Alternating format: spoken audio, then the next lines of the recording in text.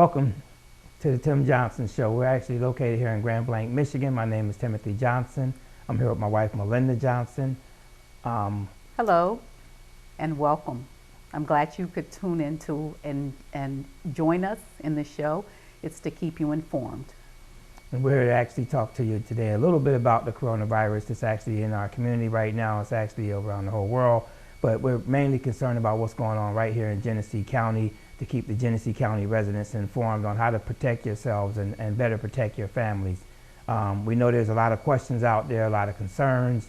We have the same concerns ourselves, but we wanted to first say thank you to the first responders, to the people who's out there on the front line, from the doctors, the nurses, the police officers, the firefighters, the emergency room technicians, everybody who's in the medical field, who's actually helping keep us safe and protecting us and taking care of us when we actually gotten sick from the virus. So, and we want to make sure that we try to put as much information out there as possible to slow this down in our community, or actually even eliminate it in our community. One of the things we wanted to say, some of the symptoms, or the first symptoms, it starts in 2 to 14 days. And it could be a fever, you could have a fever, and also shortness of breath. And one of the things that helps to keep the spread of this is to wear a mask at all times, if possibly. Now, I know the news media at this time is saying whether it's the covering over your face, anything helps at this point in time. And also gloves. Gloves are very helpful because, as you know, the grocery stores have ran out of the sanitizer and they're not able to, it's such a shortness of sanitizer.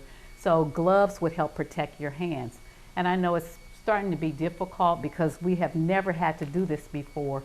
So it's starting to become basically a chore of keeping our hands and our faces covered. And with me personally, I have even found out it's hard to even breathe in the mask, and they're very thin, but it's hard to breathe. So it makes your breathing even deeper.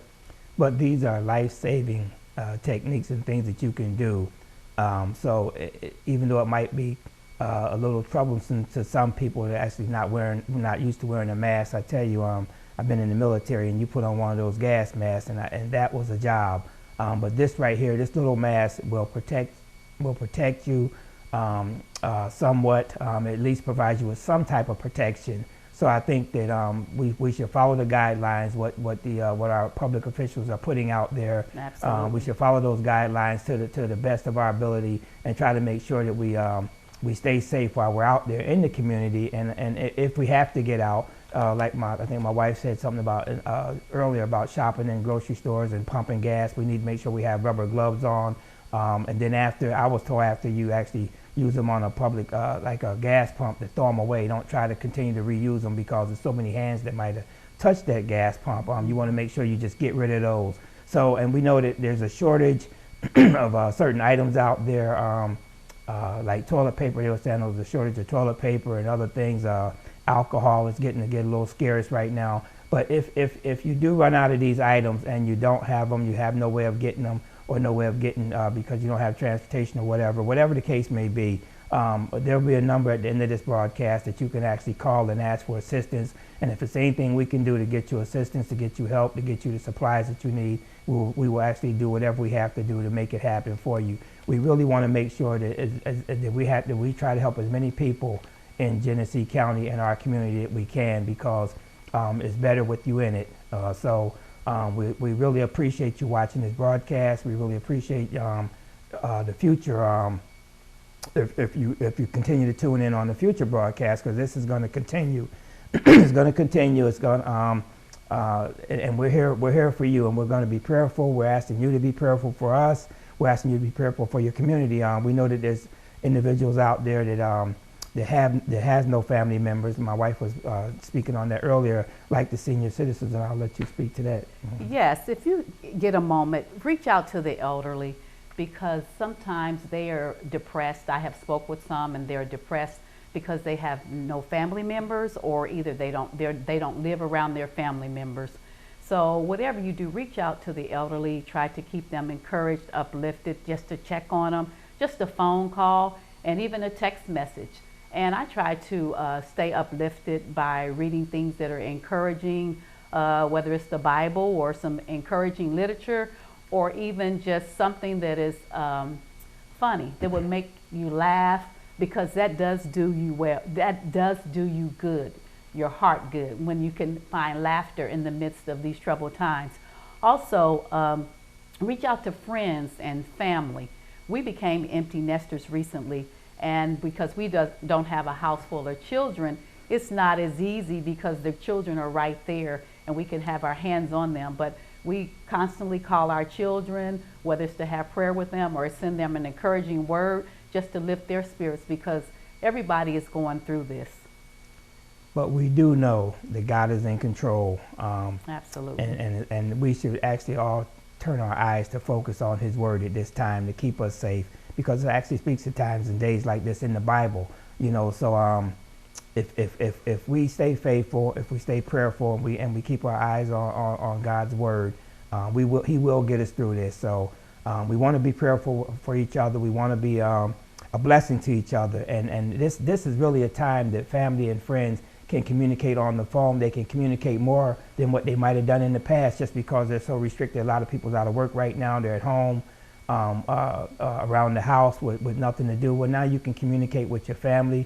If husband and wife was not talking before in the past, now they can talk now because they're all behind. At home and behind closed doors with each other, and trying to turn this into kind of a not a funny matter, but just a positive time. Exactly, it's time for us to spend time with the family and be joyful with the family while we have them, because we know that people are passing away out there from this virus, and if you can keep your family safe and stay at home with them, then please do that. So one of the things that I thought about is COVID, the acronym, and it is community officially, victoriously indoors daily. I know that's something we don't want to do, is stay indoors, but we can do it victoriously. Like I said before, keep yourself encouraged and remember to reach out to others, love on others, encourage others, and we will get through this with the help of God. Yeah, we're going to ask community, we're going to open our doors to community leaders and around this county to come in, and around the state to actually come in and speak to their prospective community on what's going on in their neighborhoods, to keep their people informed. So, you know, if there's questions that you have, if you're living in Fenton, Grand Blanc, Davidson, Mount Trose, Clio, and Genesee County, period, we're going to have these community leaders. We're going to give them the opportunity to come in and speak to their residents in that certain little area, their little pocket, and spread the word, and so their residents will be well informed. Yes. You know, so we're asking, actually, we're extending that arm to all the community leaders out there. If they want to come in and be a part of this show, and keep their residents informed in their little areas, then that is definitely going to be an open door for you.